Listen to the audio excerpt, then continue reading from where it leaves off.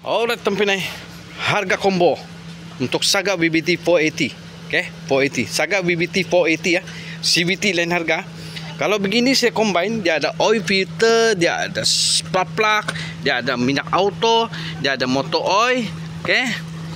Motor oil 530, minyak auto ATF, full censorship untuk daripada protect, dan begitu dengan auto filter dan air cleaner, okay?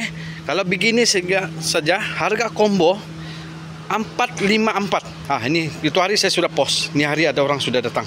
Okay? Datang untuk apa? Untuk servis dengan harga combo. Okay? 530 dia ada 360 360 tu melindungi kamu punya piston, keransap, hampalang dan dalam enjin. Itu dah dia ada treatment.